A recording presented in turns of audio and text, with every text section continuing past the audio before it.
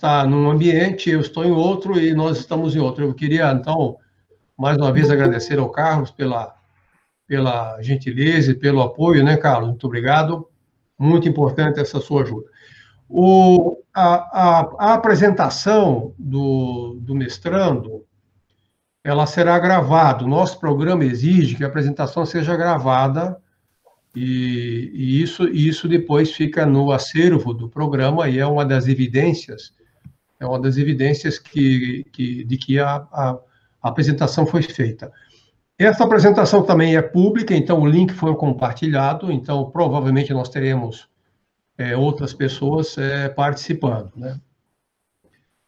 A partir da hora que nós iniciamos, às 14 horas é horário, então a partir de agora então nós estamos formalmente em sessão, tá? Então, eu vou iniciar esta nossa atividade de hoje em nome do programa, em nome da Universidade Federal de Santa Catarina, a agradecer aos professores que compõem a banca. Eu vou agradecer na ordem que a portaria aparece. Temos o professor Alceu André Badim, da Universidade Tecnológica Federal do Paraná, Curitiba. O professor Hernani Antônio Alves Coelho, Universidade Federal de Uberlândia, por videoconferência também.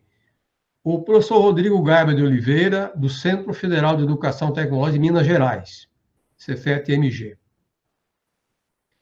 O mestrando é o engenheiro João Martins Júnior, cujo trabalho em inglês é Power Equalization of Parallel Converters via Droop Control for Battery Charging. O trabalho foi redigido em inglês, mas a apresentação do mestrando será, obviamente, feita em língua portuguesa. Durante a apresentação, eu vou recomendar que nós fechemos as câmeras para que a transmissão seja mais eficiente, para que possamos ouvir com mais fluência, se for necessário, a apresentação do nosso mestrando, João Martins. Então, a partir desse momento, eu passo a palavra ao mestrando, ao engenheiro João Martins Júnior, lembrando que nós estamos, então, apesar de ser videoconferência, é uma sessão de defesa de mestrado formal, né? E que o regimento prevê uma duração de 50 minutos.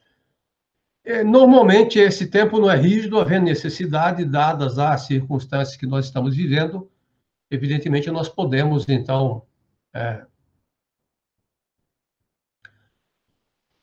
flexibilizar. Eu passo a palavra ao João e peço, por gentileza, que o Carlos continue gerenciando, né, e se houver alguma dificuldade. Eu, da minha parte, então, estou fechando também a minha câmera.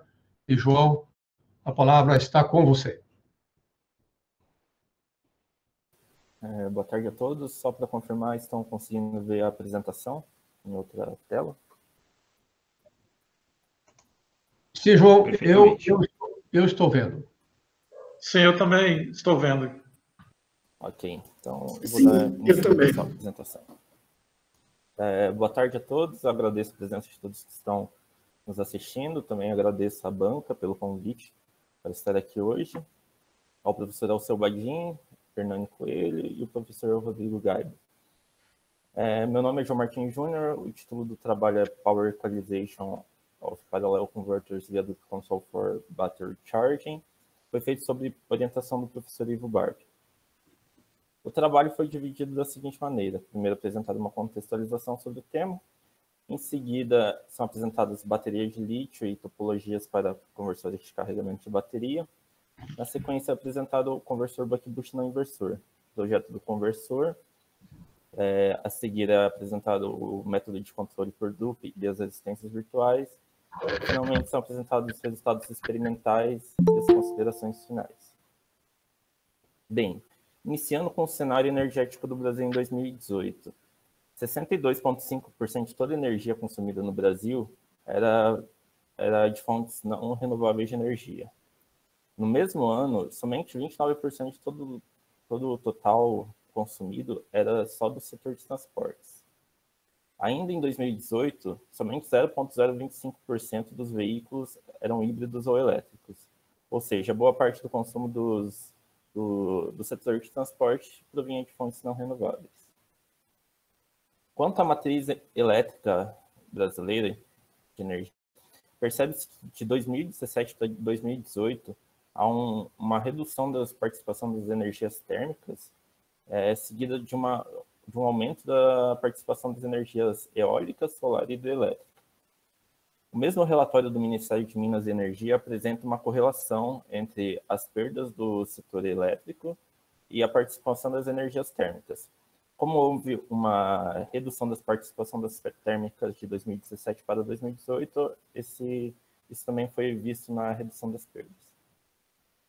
Bem, com esse aumento da participação das energias renováveis na rede elétrica, apresentam-se algumas características delas. Elas dependem de condições climáticas. Elas precisam ser consumidas no momento em que estão disponíveis no momento em que elas estão disponíveis. Caso não seja possível utilizar a energia no momento, ela é perdida. E elas podem ser integradas com unidade de armazenamento de energia. Bem, logo, as motivações da pesquisa foram a projeção do aumento dos veículos elétricos na frota global, através de incentivos políticos e também acordos internacionais, como o Acordo de Paris. A integração das fontes renováveis na rede elétrica, com a popularização da geração distribuída. Assim, é uma projeção do aumento nos próximos anos das fontes renováveis. E também a sustentabilidade, que as fontes renováveis permitem a redução dos gases de efeito estufa. Bem, nesse contexto, o Laboratório Fotovoltaico possui o ônibus elétrico conhecido como eBus. Ele é responsável pelo transporte de pesquisadores entre o campo central e o laboratório. Diariamente, ele faz 6 viagens de ida e volta entre o campo central e o laboratório, e cada viagem é de aproximadamente 50 quilômetros. 100% de sua energia vem de fontes renováveis. Essa energia é produzida através de painéis solares colocados no próprio laboratório e também de um aerogerador. A problemática do ônibus é que a autonomia atual é de 80 km. Assim, a cada viagem que ele realiza de 50 km, ele precisa ser recarregado. Dessa maneira, para aumentar a autonomia, uma das soluções é colocar uma estação de carregamento no campus da UFSC. Essa estação de carregamento, ela seria composta através de um banco de baterias estacionárias que é carregado por um sistema fotovoltaico.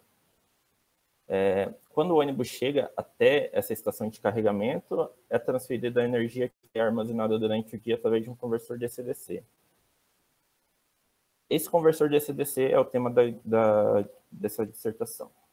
Bem, os requisitos para esse conversor DC-DC logo são uma tensão não invertida na saída. Esse é um dos requisitos de projeto. Não necessita de isolação galvânica, já que ele não está conectado com a rede elétrica. E tem uma capacidade de 300 kW.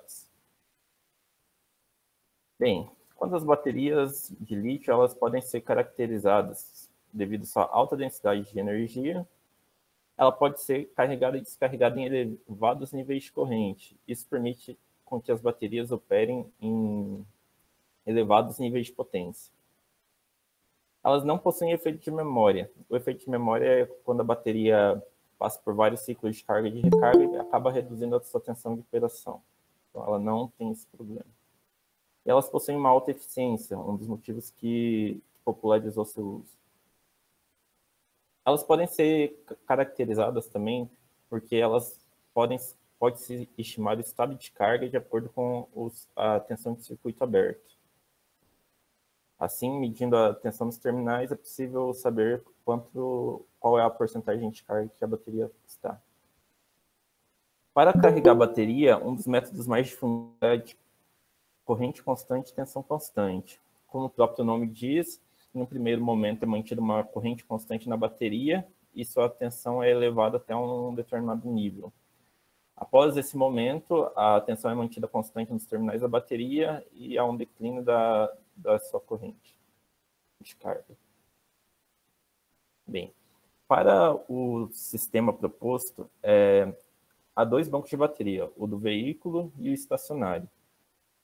Ambos são compostos por packs ligados em strings.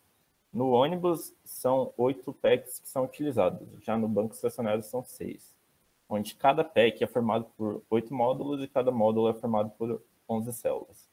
Como tem 2 packs em séries, há um total de 176 células em série para cada string. Dessa maneira, é possível estimar as tensões máximas e mínimas que vão ser apresentadas na entrada e na saída do conversor. Para quando um dos bancos estiverem descarregados, cada string terá 475,2 volts. Quando ele está totalmente carregado, ele será de 730,4 volts.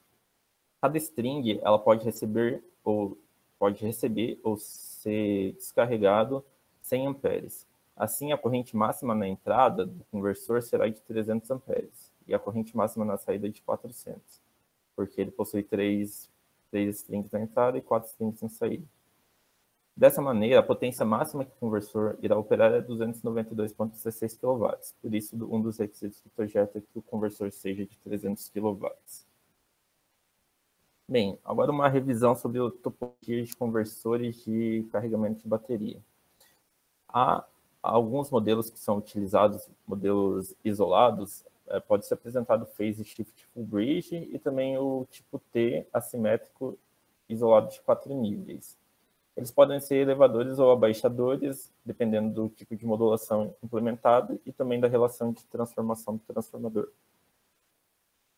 Já para conversores não isolados, alguns dos tipos de carregadores utilizados são o Buck Interleaving e o Bush Interleaving. O Buck ele é abaixador e o Bush ele é elevador. Eles apresentam uma vantagem que é a simplicidade o reduzido número de semicondutores para cada nível. E a técnica de interleave é utilizada para poder compartilhar os elementos de filtro. Bem, agora apresentando o conversor Buck-Bush não inversor, que foi utilizado nessa dissertação. Ele pode ser entendido como uma combinação do conversor Buck e do conversor Buck-Bush. Ele pode ser elevador ou abaixador, ele possui a tensão não invertida na saída e ele pode ser modulado de diferentes formas. A primeira forma de modular, uma das formas de modular o conversor operando em condução contínua é com o mesmo sinal de gate. Nessa etapa, na primeira etapa, com o mesmo sinal de gate, ele apresenta S1 e S2 conduzindo assim armazenada energia no indutor. Na etapa seguinte, S1 e S2 abrem e o indutor descarrega através dos diodos D1 e D2. Quando ele tem sinal de gate diferente, ele pode ser operado em modo Buck. Assim, em modo Buck, o diodo D2 estará sempre em condução, enquanto a chave S2 estará sempre em bloqueio. Assim, na primeira etapa, S1 é fechado e a energia é armazenada no indutor. Na etapa seguinte, a chave S1 abre e D1 passa a conduzir. Já para o modo Bush, S1 estará sempre conduzindo, enquanto D1 estará sempre em bloqueio. Na primeira etapa, S2 fecha, D2 está aberto. Na segunda etapa, S2 abre e D2 passa a conduzir. Lembrando que isso é somente para o modo de condução contínua. Algumas comparações entre os tipos de modulação. Para mesmo sinal, existirão sempre 4 semicondutores comutando a cada ciclo. E como é o mesmo sinal de gate que é utilizado, há uma simplicidade de implementação. Quando tem sinais diferentes, tanto para o modo Buck ou para o modo Bush, somente terá 2 semicondutores a cada ciclo. Terá uma maior complexidade de implementação, pois agora os gates terão que ser acionados em tempos diferentes. A figura 4.10 ela apresenta um conversor Buck-Bush em 2 níveis, que foi utilizado na dissertação. As vantagens de colocar interleaving esse conversor é que eles compartilham as correntes de entrada e de saída. Aqui a figura 4.12 apresenta as correntes de entrada no modo buck-boost, para o mesmo sinal de gate. A corrente de entrada em cada um dos conversores é pulsada. Fazendo um deslocamento de fase entre os conversores, a corrente total na entrada do conversor, ela apresenta uma maior frequência e também ela produz um efeito de reduzir as ondulações caso comparado a um único conversor desempenhando o mesmo papel. O mesmo ocorre para a corrente de saída, que no caso da operação com o mesmo sinal de gate também será pulsado. Para o modo buck, com sinais de gate diferentes, acontece de forma similar. Né? A corrente de entrada é pulsada e aos mesmos benefícios do buck-boost. Já a corrente de saída no modo buck, ela é contínua. Mesmo assim, dá para perceber que a frequência da ondulação total na saída, ela irá sofrer alterações. O modo boost, ele é similar ao modo buck, só que em vez de ter corrente contínua na saída, ele vai ter na entrada e corrente pulsada na saída. Bem, algumas comparações sobre os filtros utilizados para cada um dos tipos. Quando a gente vai comparar o modo buck-boost com o modo buck, quando for comparar os elementos da entrada, o capacitor de entrada e o indutor da entrada, deve-se comparar o modo buck-boost com o buck, pois ambos possuem correntes pulsadas na entrada. Dessa forma, se comparado às equações que levam ao cálculo dos filtros, percebe-se que o termo N está ao quadrado para o buck-boost e para o modo buck está ao cubo. Ou seja, para o mesmo conversor, só mudando a modulação, é possível utilizar menores filtros para obter os mesmos efeitos. E o mesmo ocorre para dimensionamento do filtro de saída, quando compara o buck-boost com o boost, que ambos possuem correntes pulsadas na saída. Aqui podemos ver o denominador elevado à primeira ordem, enquanto no modo boost é a segunda ordem. E o mesmo acontece para o indutor, que está à segunda ordem, e o boost está à terceira ordem. Lembrando que N é o número de níveis utilizados em modo interlívio. Também, a corrente no indutor principal do buck-boost, a corrente média é a soma da corrente média da entrada e a corrente média de saída. Enquanto para o modo buck é somente a corrente de saída, e para o modo boost é a corrente de entrada, ou a corrente de saída sobre 1 menos a razão cíclica. Dessa forma, as justificativas da modulação de sinais de gate diferentes escolhida foram: elas vão precisar de menores filtros em modo interlívio, vai ter uma redução das perdas de comutação, pois a cada ciclo terá menos semicondutores mudando de estado, e há uma redução dos níveis de corrente no indutor principal.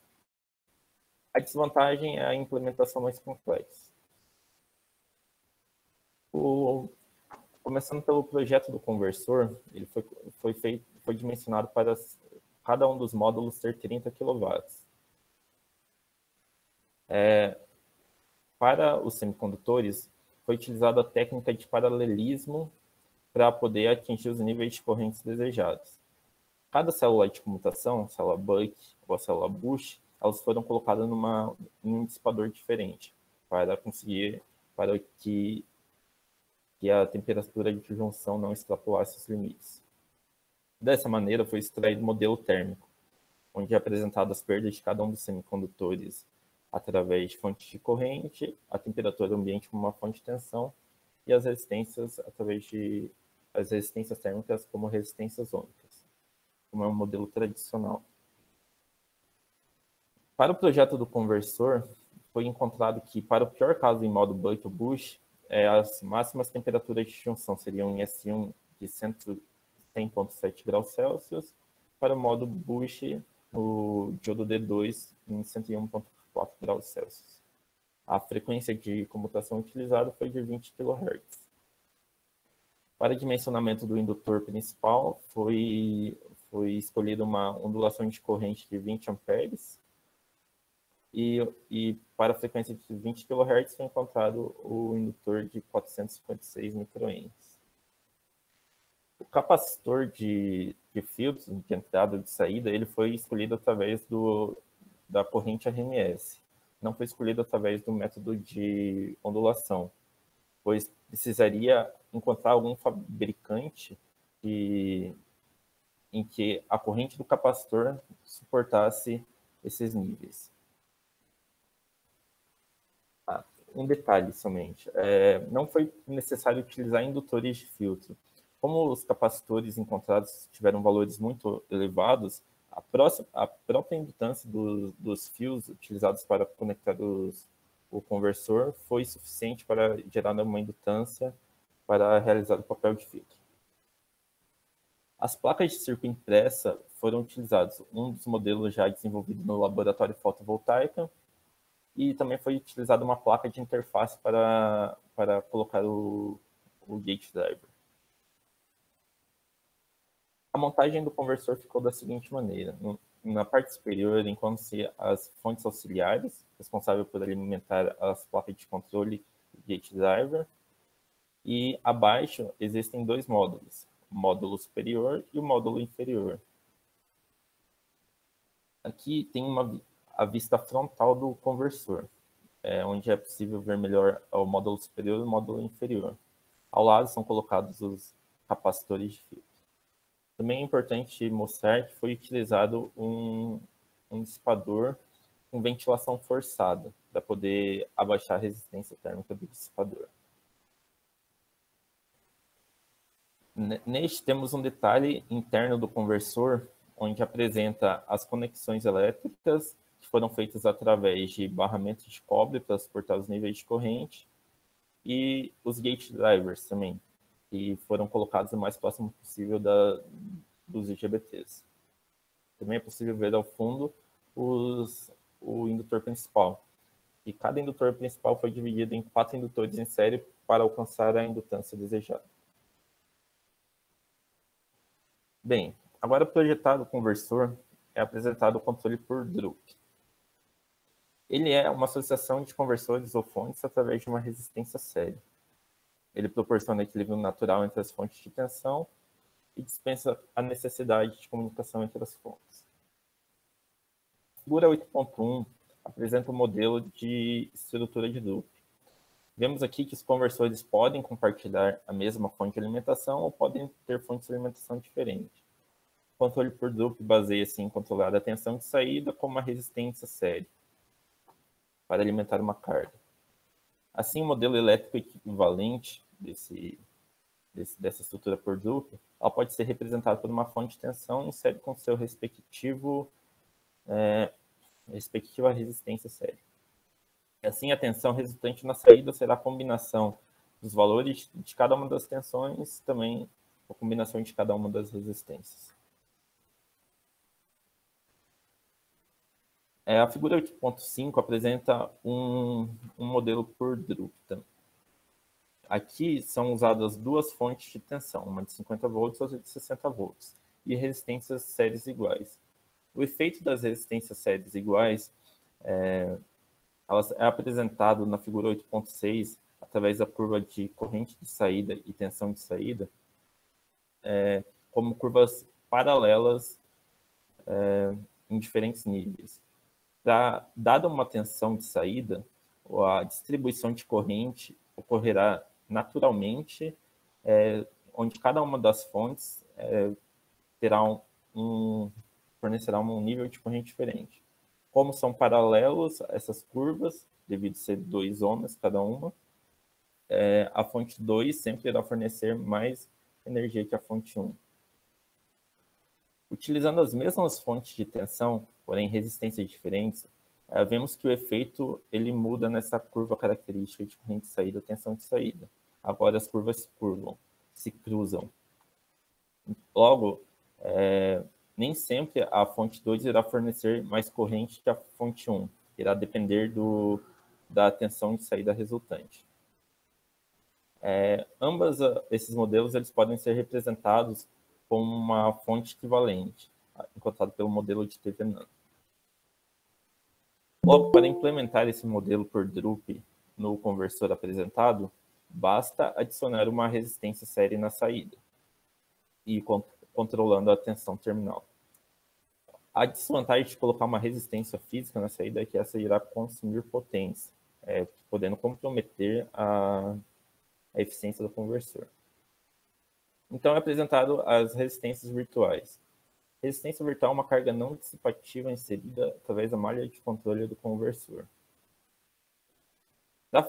Para implementar uma resistência virtual, basta fazer o controle da tensão de saída e levar em consideração qual é a corrente que está nesse momento. Assim, multiplicando o valor medido da corrente de saída por RV, que é um valor em ohms, é possível mudar o valor da tensão de referência na saída através da malha de controle. Assim, o modelo equivalente será apresentado pela tensão de referência do controle e a resistência virtual. Para fazer o controle, é preciso encontrar o modelo dinâmico. Neste caso, foi utilizado equações de espaço de estado para poder encontrar as plantas do conversor. Foi utilizado a planta de corrente para poder realizar o controle. Por quê? Porque tanto nesse controle é utilizada a tensão em corrente e a corrente apresenta uma dinâmica mais elevada. Assim, o controle fica melhor quando se utiliza a planta da corrente. Dessa forma, é apresentado o diagrama de blocos do controle. É feito o controle da corrente, CDS é o compensador calculado, PWM é o ganho do modulador, PDS é o atraso de PAD devido a se utilizar controle microprocessado, GDS é a planta do conversor e HDS são os ganhos dos sensores e filtros. A função de transferência de laço aberto compensado, então, fica da seguinte maneira, tanto para o modo buck ou para o modo bush. Utilizando o mesmo compensador, podemos observar que o resultado encontrado na planta é bem similar, ou seja, a gente pode utilizar o mesmo compensador tanto para operar o modo buck e o modo bush. Uma vez dimensionado o controle, é testado o conversor em malha aberta. Aqui temos os primeiros resultados experimentais, apresentando sinal de gate e tensão na chave. Isso para o modo buck. Também é apresentado a corrente no indutor e a tensão na chave. Em sequência, é apresentada a tensão sobre a chave e a tensão sobre o diodo. Os resultados foram colhidos para o modo bush, é apresentado o sinal de gate, podemos ver que tem algum ruído no momento do acionamento, sinal de gate, tensão na chave, e também a corrente no indutor e a tensão sobre a chave. Também é apresentado a tensão sobre a chave e a tensão sobre o diodo. Bem, uma vez validado testado o conversor em malha aberta e validado o controle, é possível implementar as resistências virtuais. Para o primeiro teste que foi realizado, foi controlada a tensão de saída, colocando uma tensão de referência, e implementada a resistência virtual. Um dos resultados experimentais obtidos foi em modo buck, com uma tensão de entrada de 600 volts e uma tensão de controle de referência de 530 volts, e uma resistência virtual de 2 ohms. Neste caso, podemos ver que os valores medidos acompanham o modelo teórico, e o pior resultado encontrado foi de 1,54%. O mesmo foi verificado para o modo bush. Apesar de um pouco pior que o modo buck, vemos que as medições acompanham a curva teórica. Para este teste, foi utilizada uma tensão de entrada de 500 volts e uma tensão de referência de 700 volts e uma resistência virtual de 2 ohms.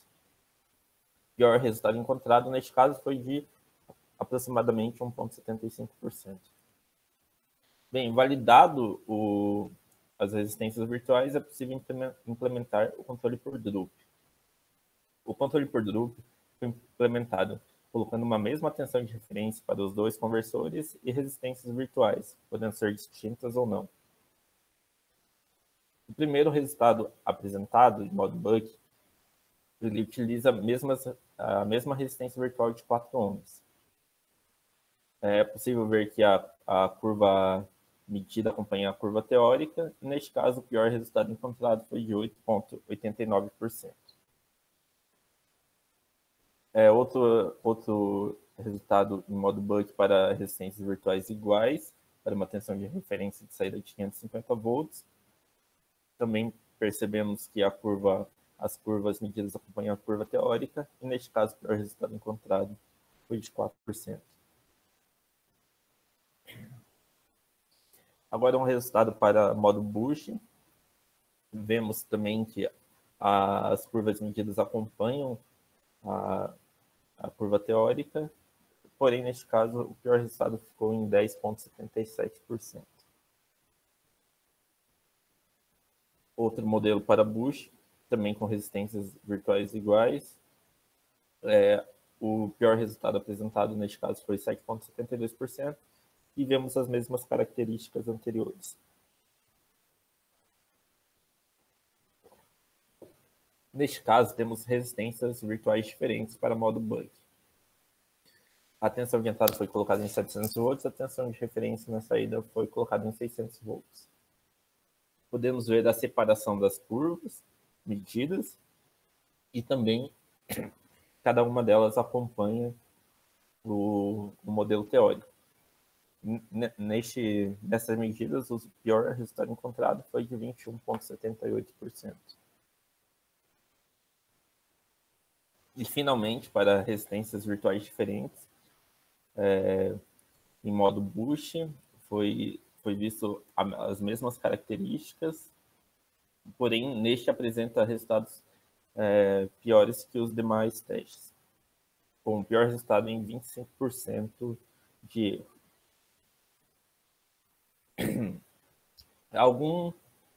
Aqui estão apresentados alguns efeitos da implementação de resistências virtuais nos indutores principais dos conversores. Podemos ver que tanto para o modo Bush ou Buck, quando colocado mesmo as resistências virtuais, há um equilíbrio das correntes entre os conversores. Nesta figura também é possível observar que o deslocamento de fase para o modo interleaving das correntes dos indutores.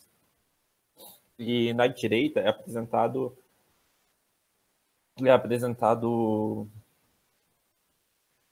a implementação de resistências virtuais diferentes, tanto para o modo Buck e o Bush. Assim, há um desequilíbrio entre as correntes.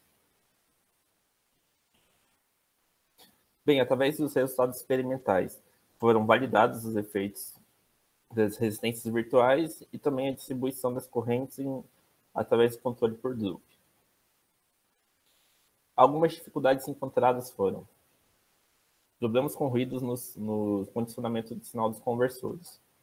Isso adicionou bastante dificuldade na hora de realizar o controle. Não conseguir colocar o equipamento em potência nominal devido à infraestrutura. O laboratório hoje só consegue fornecer uma potência máxima de 15 kW.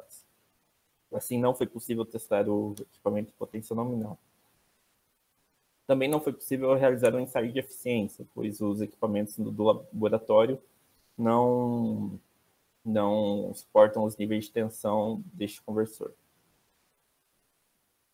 Bem, os objetivos alcançados neste trabalho foram equacionamento e projeto do conversor, a montagem de um protótipo, a utilização da técnica de interleaving nos conversores, a implementação da resistência virtual e controle por drup, validação dos conceitos estudados e algumas sugestões para trabalhos futuros. Montar o produto final de 10 níveis, totando 300 kW, obter a curva de eficiência do conversor, testar o conversor com baterias, fazer alterações no conversor de modo a reduzir o seu tamanho. e melhorar o processamento de sinal para ser mais imune a ruídos. Fica aqui meus agradecimentos, principalmente à ENGIE, que financiou o projeto, financiou os equipamentos, e o laboratório também forneceu uma bolsa de estudos, através do PID 021 da ANEEL. Agradeço também à Universidade Federal de Santa Catarina, ao Laboratório Fotovoltaico, e o IBEP. Muito obrigado a todos.